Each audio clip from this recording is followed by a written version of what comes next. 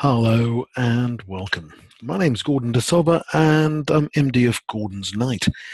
And I'm here to discuss the budget of 2015 and the buy-to-let changes. This is one of the pain elements the Chancellor has inflicted on landlords, people who own buy-to-let properties, and I am one. As you know, I am a little bit of a property expert, primarily by virtue of the fact that I quite enjoy what property allows us to do as entrepreneurs, as investors, to build wealth without huge amounts of work, while of course providing a service to the community in terms of providing housing at at a market rent.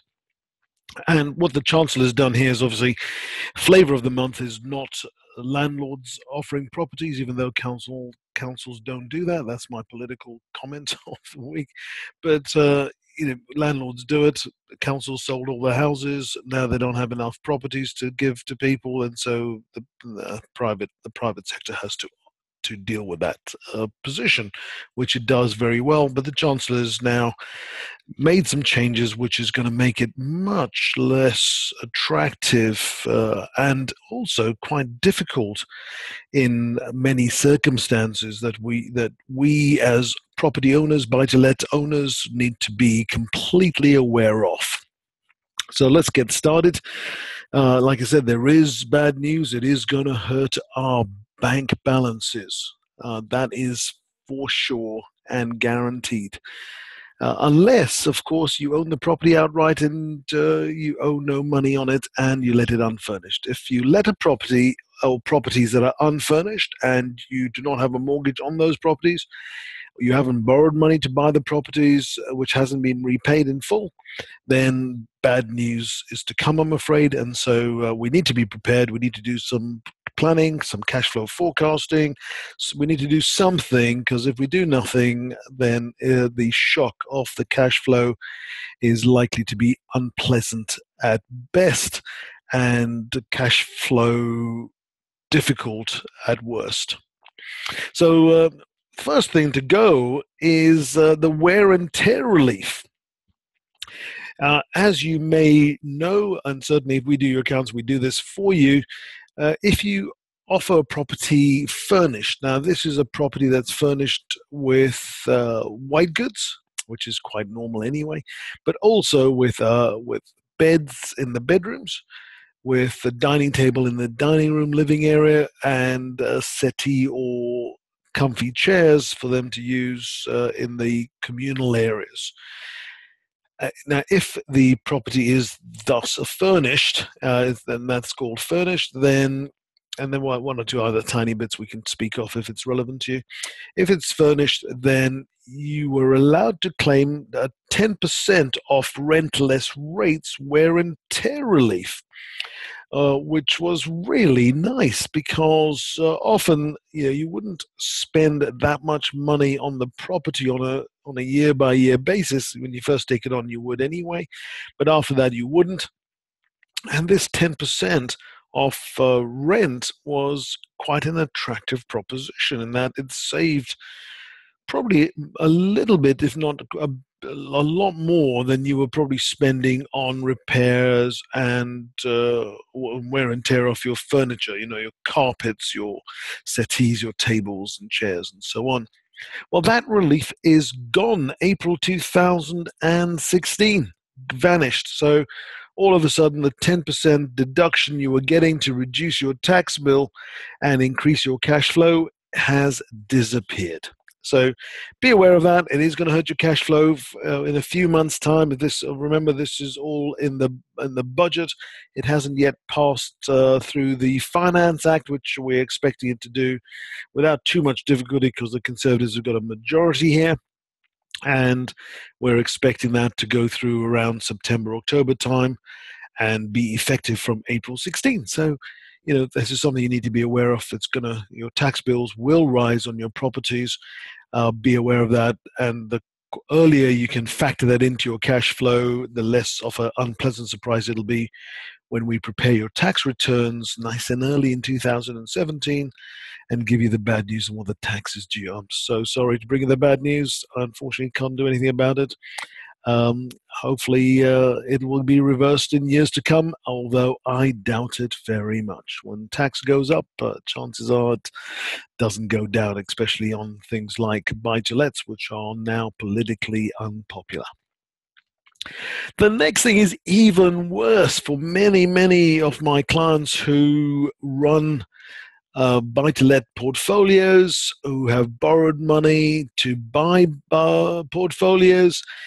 And this is going to be very painful and quite dangerous for cash flow for a couple of reasons. So let's see, what is it? First, it's interest on tax, interest on your mortgages that you borrow to buy the buy-to-lets. The tax deduction you get for interest, which you have got for years and years, ever since I can remember, that's a long time, that relief for interest is abolished April 2017. We're now in a position where the Chancellor in his budgets announces tax issues going many years into the future. Even 2020 has been announced. So this one is coming up down the line. You got a year and a half to get used to the pain. And there's a couple of real problems here that I see. The first problem is, of course, that you'll be paying the money out for interest. However, you'll be getting no tax relief on it. So you'll pay tax on the money you haven't got. Now, that you can see that is a problem, right? Because all of a sudden, in the past you'd pay tax on your profits. Now you're going to pay tax on your profits, and you're also going to be paying tax on the interest you've paid out. So you've paid out the interest, and you're going to pay tax on it. Painful indeed. I'm hoping somebody has made a mistake on this, but I suggest they haven't. And I can see this just going through like the other elements we've talked in the budget. The second, much, much bigger danger here, and you would really be wise to factor this in, do some cash flow forecasting, do some analysis of your portfolio. The biggest danger here is if interest rates rise. Many portfolios that I do accounts for and tax planning for are highly leveraged. They got a lot of borrowings against them. And the interest rates, because they were bought before the last crash, were set at quite low rates, 0.5% over base, 1% over base. And so the amount of interest is surprisingly low in many of these portfolios. And the profit's high, which is causing a lot of tax charges on clients' portfolios. Now, just imagine if interest rates go up because, we're looking at the minimum wage going up, that we're looking at the living wage being introduced as a permanent thing. And so, what was going to happen? If loads and loads of people get more money, they're going to go out and spend it. If shops are going to have to pay and businesses are going to have to pay more wages, I suspect they're going to put their prices up, and that's going to cause inflation to go up, which is going to potentially cause interest rates to go up. Now, again, you're not getting tax relief on this interest. Not only are you going to make less money onto your portfolio, but you're also going to pay higher tax bills because you're getting no relief on these higher interest bills. So you really need to look at how sensitive your portfolio is to interest. You need to look at what would happen with a 2, 3, 4% interest hike, which may come in the next 4 or 5 years. You remember, buy-to-let is a long-term investment. It's not a short-term investment for many people. And in this respect now, you are more encouraged than ever before to treat your buy-to-let business as a business. And that is, we talk about key performance indicators, we talk about key predictive indicators, we do cash flow planning, we do strategy analysis, we do business modeling. All of these things might now be even more essential on your property portfolio if you want to avoid the sort of damage this sort of policy may inflict on you personally and on your bank balance. So I'm not going to say any more than that. I've gone on about it. It's supposed to be a briefing, but I've gone a bit emotional about it because it affects me and a whole load of clients that I work with, and it is quite a shock when I saw this come up. So personal planning, yeah, get involved, put your accounts into place, maybe use some online accounting software. We have a whole range you can choose, from reasonably cheap to excellent usage.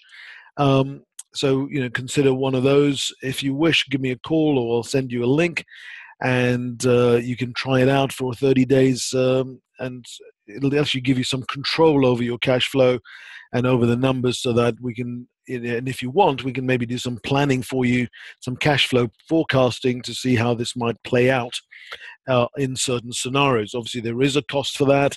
Depending on our portfolio, we will be looking to make a fixed fee for it.